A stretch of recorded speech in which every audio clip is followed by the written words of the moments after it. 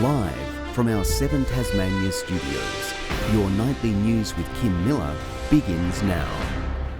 Good evening. Major changes to the Check-in Tas app have come into effect tonight. Cafes, retail and schools are among indoor settings no longer required to use the system. Further restrictions could soon be eased as Public Health reviews its social measures.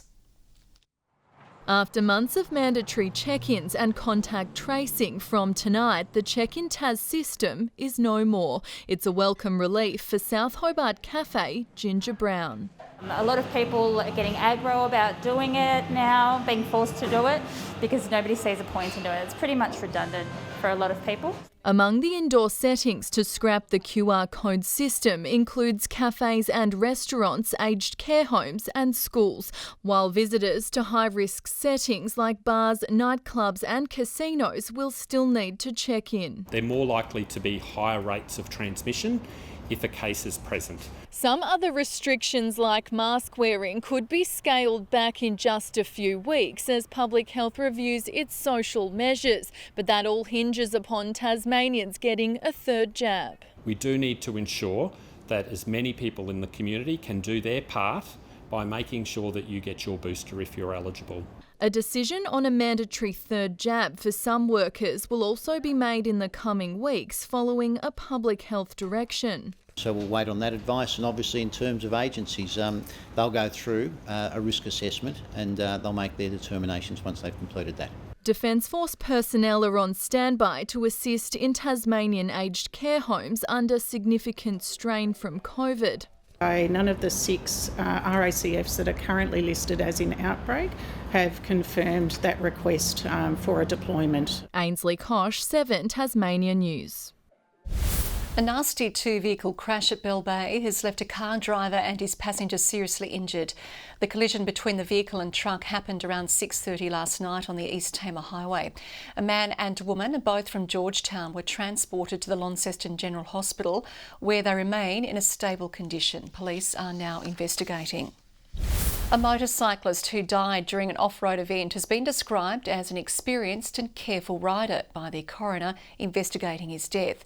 Christopher Mark Lane was taking part in the annual St Helens to Strawn ride in April last year when he crashed near Trial Harbour after hitting a log. Coroner Simon Cooper found inattention was not to blame and the response of paramedics was as timely as possible given the remote location. He also said appropriate safety measures were taken during the event. Stadiums, high-performance facilities and talent pathways have been on the agenda during Alastair Clarkson's one-on-one with the Premier. The former Hawks coach was in Hobart to work through concerns raised in the recent Carter report into football in the state, ahead of a vote by club presidents on whether to include a Tasmanian team in the AFL. What we can do to mitigate some concerns that the AFL may have in terms of that report. To date, the work with AFL House has been positive.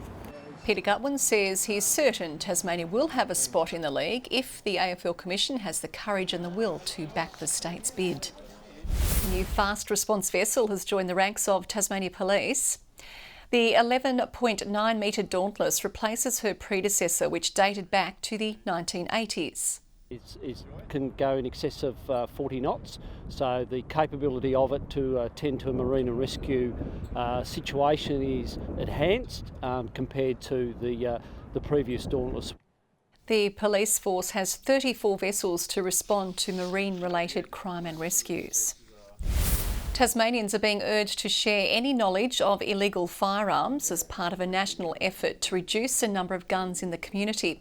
Crime Stoppers is teaming up with Tasmania Police for Phase 2 of its campaign, urging locals to surrender guns without penalty or come forward anonymously with information. They can be guaranteed that the information that they pass through to us will go no further. They're safe, they're protected with that, and we believe that that's one of our best assets. People doing this, they help take away what would be a commodity for somebody who may want to use it to harm others or to commit crime. Campaign builds on last year's National Firearms Amnesty promotion, which saw 11,000 guns surrendered or seized. Children's music royalty has landed in Tasmania, with local fans preparing to see the purple, yellow, red and blue stars on stage. The WICKS bringing 2 tours to Hobart and Launceston this weekend, celebrating 3 decades of performing. Yeah, rock-a-bye your bear, bear's now asleep. A song as famous as this iconic foursome, as the classic bold colours return to Tasmania. Yeah, we haven't been here for a couple of years now, so it's great to get back to Hobart. We love coming here. We're excited for our shows tomorrow. Can't wait. A first for the new yellow wiggle. This is my first time and I'm absolutely loving it. So lovely, yeah. So very exciting to be here. Bringing the group's Fruit Salad TV Big Show tour to Hobart at My State Bank Arena tomorrow morning. Thanks for waking me up, Tassie. Beauty, mate. You've got Dorothy the dinosaur, Henry the octopus, Wags the dog, Shirley Shawn the unicorn, there's Bock the hand puppet, there's the big red car, there's 8 Wiggles.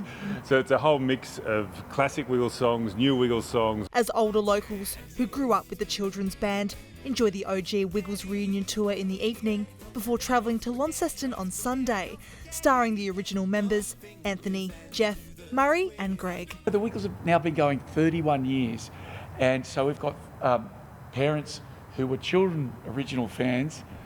They're bringing their children to the daytime shows.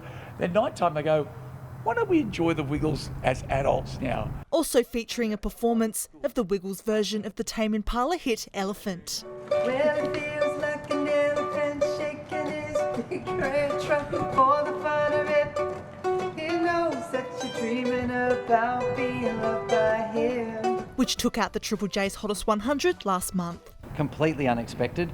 It was a version attempt that we did way back at the start of last year. So to go through the whole year with such a vibe, and then people, yeah, they loved it. A splash of fun for the young and nostalgia for the young at heart. Ruby COMMANE, 7 Tasmania News. Young guns Amon Vines and Nivian Radhakrishnan were handed Tigers debuts on day 1 of the Sheffield Shield match against New South Wales. It was a golden start for Tasmania. Sam Rainbird's 3 early wickets had the home side on the ropes at 4 for 78. After waiting 53 overs for his chance to bowl, it took Radhakrishnan just 11 balls to claim his first Sheffield Shield wicket. But resistance from the tail end helped New South Wales rally late, ending the day at 8 for 272. Jack Jumpers coach Scott Roth isn't losing sleep over Will Magnay's absence. He says adjustments to the game plan are minimal despite the loss of the 6'10" ball magnet. We're going to be aggressive and attack defensively and try to create turnovers and a little bit of chaos, and that's what we do. We're not changing anything because he's not there. Magnay's departure has opened the door for the 7'2" Jock Perry to step into his place. I've been staying ready and really working on my craft this whole season, and really my main focus now with Will out is just doing what's best for the team to help them win and trying to fill the big shoes he's left behind. The Jack Jumpers play the Illawarra Hawks on Sunday. Tasmania makes its debut in another national league on Monday. Rebecca Van Ash will lead the Bowls Premier League, the sport's answer to cricket's Big Bash. The Commonwealth Games gold medalist has had to play for Adelaide in the past. She's thrilled to finally be able to represent her own state. It was a little bit of a heartbreaker to have to represent a different state during that time. So to be actually out there representing Tasmania this time and to have the Tasmania Tridents emblem on our chest is something I'm really proud of.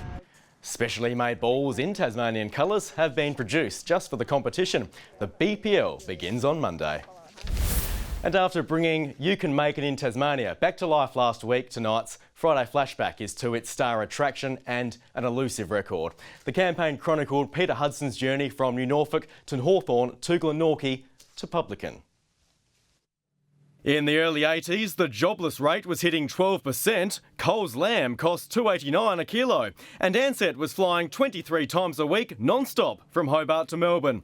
Good news for Peter Hudson, who was proving both in print and on TV, you can make it in Tasmania. Hello, I'm Jennifer Jones, and tonight we're bringing you the story of a Tasmanian who needs very little introduction. But what better introduction than your own song? Hudson, you were the great far forward. Hudson, you always moved the score. Hudson, you were a football king, the star who had the football on a string. His tally of 179 goals in a single season for Glenorchy remains a TFL record. Better known trivia though is the goal Hudson didn't kick. He steadies, he kicks, oh my God, he's missed it. Oh, look at him. He's destined to break that record. That record was 150 goals in a single VFL season, a mark Hudson equalled but never bettered. Blinded by a spiteful smack early in the 71 grand final, Hudson would miss multiple shots from point-blank range, leaving him forever tied to the 150 mark alongside the great Bob Pratt. With virtually an open goal and the record his for the taking, Hudson kicks out of bounds. Hudson tried again to break the record the following season, but despite kicking 8 goals in the first half of round 1, he landed poorly, twisting his knee. You're out, third extra. That's its correct finish. His post-football life lay as a publican running the Granada Tavern at Berrydale, another who made it in Tasmania. Peter made a yard for sheep, and Douglas made his axe cut deep. You can make it. You can make it. You can make it in Tasmania. You can make it in Tasmania.